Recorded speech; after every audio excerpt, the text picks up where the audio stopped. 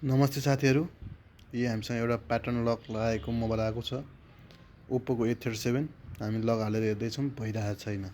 अब यसलाई लक तोड्दाखेरि यो मोबाइलभित्र भएको डाटाहरू कसरी सेभ गर्न सकिन्छ भनेर यो भिडियो बनाइरहेको छौँ। हाम्रो यसको लागि UMD टुल आवश्यक पर्छ।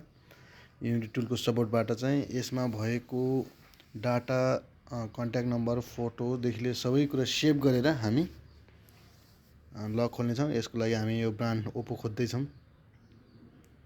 ओप्पो, अब यसको लागि हामी यसको मोडल A37 क्लिक गर्छौँ। अब यसको मोबाइलको कुरा चाहिँ रिड गरेर हेर्नु पऱ्यो हामीले। प्याटर्नदेखि लिएर यसमा मोबाइलभित्र भएको कुराहरू हामी रिड गर्छौँ।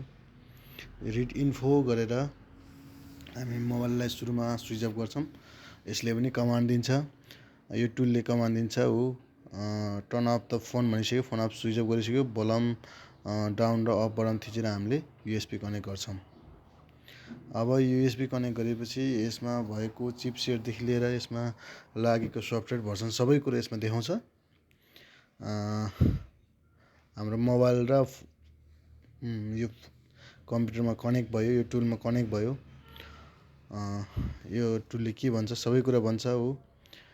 You can use reset lock to remove भनेको छन् प्याटर्न हरू चाहिँ विदाउट डाटा लस भनेर चाहिँ यो भित्रको डाटाहरू नहराइकन सेभ गरेर चाहिँ हटाउन सकिन्छ भनेको छ। अब यही तरिकाले हामी फोनलाई स्विच अफ गरेर, स्विच अफ मोडमै छ, स्विच अफलाई फेरि पनि रिसेट प्याटर्नमा क्लिक गरिसकेपछि कमान्ड अनुसार हामी फेरि कनेक्ट गर्छौँ। अघि जस्तै गरेर भोल्युम डाउन र अप थिचेर कनेक्ट हुँदैछ।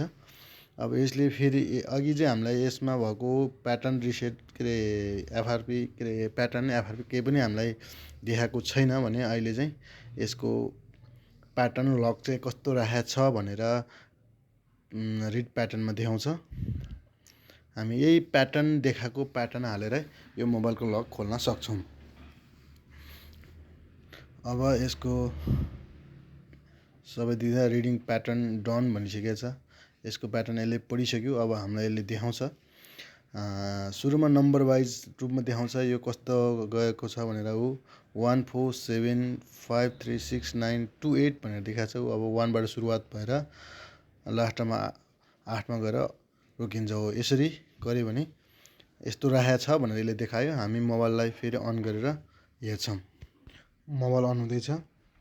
अब मोबाइल अन भइसकेपछि हामी यसमा चाहिँ अघिको UMD टुलमा रिड गरेको प्याटर्न लक हालेर हेर्छौँ। अनि यो चाहिँ खोल्छ खोल्दैन, सायद जहाँसम्म लाग्छ मलाई खुल्छ। मोबाइल अन भयो। अब यसमा हामी अघिको प्याटर्न रिड गरेको प्याटर्न हाल्छौँ। अब त्यसले 1 बाट सुरु भएर 8 मा गएर रोकेको देखाएको छ। ठिक छ, खुल्यो। यसरी नै हामीले प्याटर्न खोल्न सक्छौँ।